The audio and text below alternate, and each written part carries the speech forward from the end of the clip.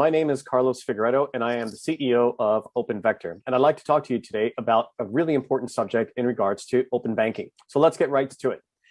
First topic I'd like to talk about is Latin America. As you know, Latin America has really been the exciting region in regards to open banking and open finance, simply because of the so many countries that have taken on this initiative, the buzz that there is around fintech, and the amount of investment that has come in the area. So many unicorns are coming out of Latin America simply because they are realizing the opportunity of sharing data, of creating products and services for consumers, and obviously regulators that are seeing that ability. Here we have examples of what Colombia is doing, where they have now finally launched their regulation around open banking, though it is a more Singapore style, not a regulated or really structured regulation in that sense. It's still enough to be able to kick things off.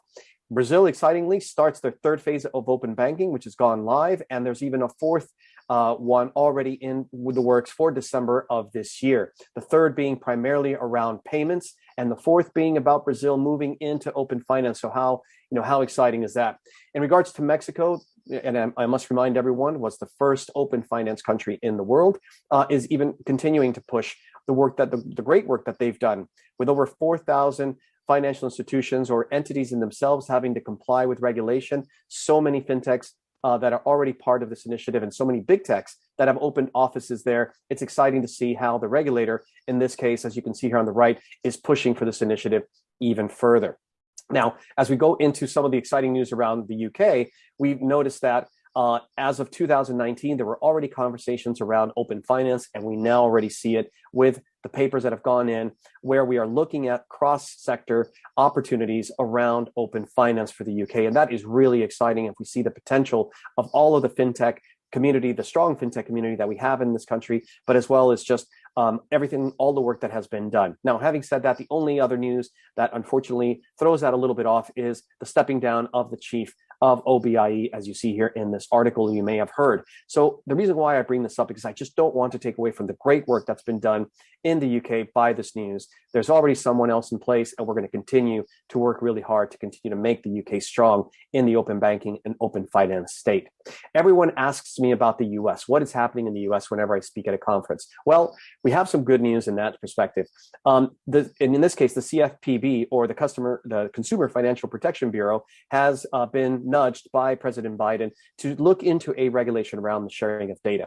The only challenge to that, as I see it personally, is unfortunately for the fact that there are 4 different regulators, the geographical and regulatory aspects that are going to hinder that moving as quickly as we need to. Nevertheless, consumers are already looking at or taking advantage of the things that are happening through some of those payment unicorns that have come out of Silicon Valley and around the US. So stay tuned to see what happens. Very exciting to hear the news about the US. Now, is open banking going anywhere? My topic 4 out of the 5 slides. It's not going anywhere. We've unfortunately had Ms. Bowden here from Starling Bank say that open banking is a flop. Well, it definitely is not, and that's why she gets a big wrong from me, in the sense that the reason why she believes it's a flop is because Starling Bank has come up with still traditional ways of thinking, traditional banking, traditional products and services that just don't make money. So of course it's a flop if you're a traditional bank. Open banking does not make you money. What does make you money is, if we talk about it from a purely commercial and monetization perspective, is the ability to cooperate and collaborate with fintechs in order to create new products and services, or you yourself start thinking in that way. Starling Bank has announced a series of products this week that start to focus more on that ability. So Ms. Bowden, the answer is no, you're wrong. On the other hand, if you keep looking at breaking those traditional frameworks, I believe that you will see an advantage of what we're doing, as you can see here on the right, with some exciting news around payments.